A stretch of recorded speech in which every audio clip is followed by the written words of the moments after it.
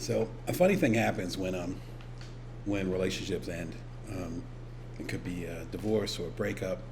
It could be a business partnership. It could be a friendship that doesn't work anymore. I've been through all that.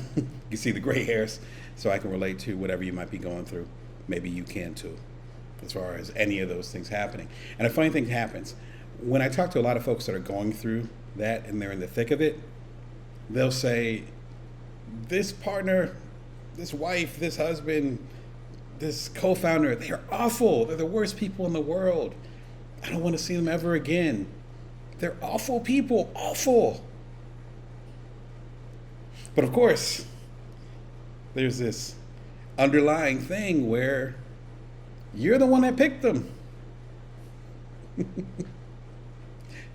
Unless it's a shotgun wedding, you're the one that married them.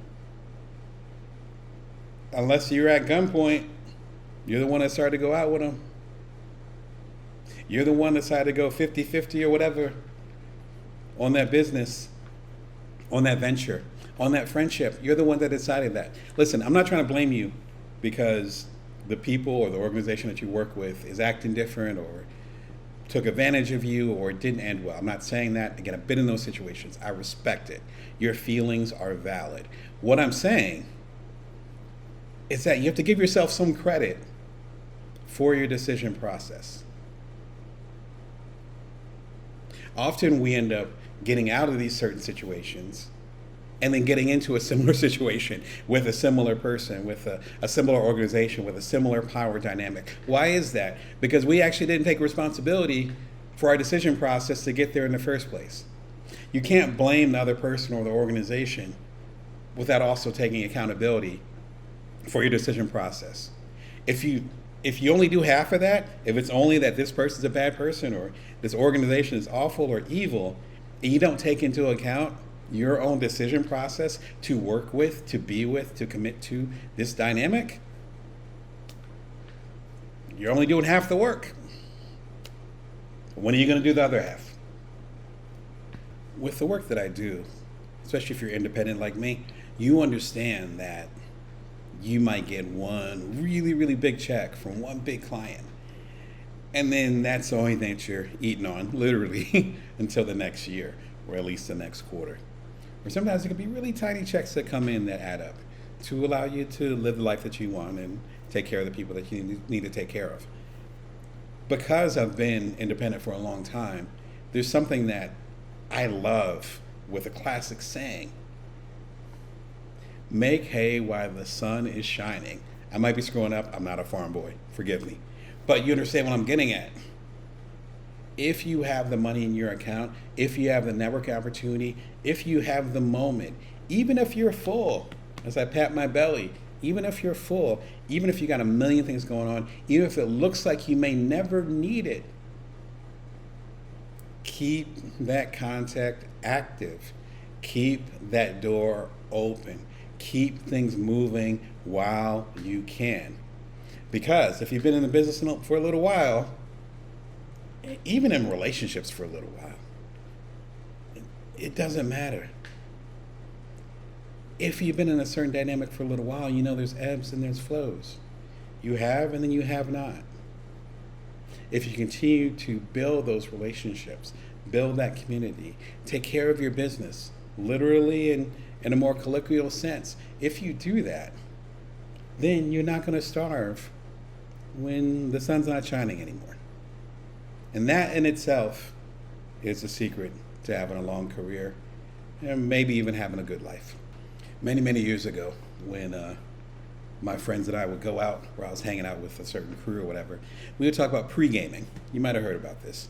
And that's basically if there was an event, like a party you're going to, or literally a game, then you might have a drink or two before, or you might start partying before the party.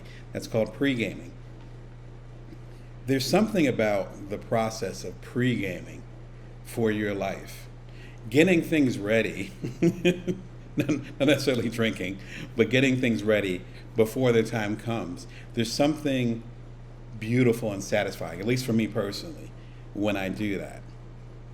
When I get things organized in such a way so that if I get the phone call to do a keynote on the other side of the globe, I'll be ready, which has happened, to have things lined up, particularly business-wise, so that when that time comes, when that goal is hit, when that mountain top is reached, then it's just plug and play, as we used to say in the tech world. It's just a matter of putting it in.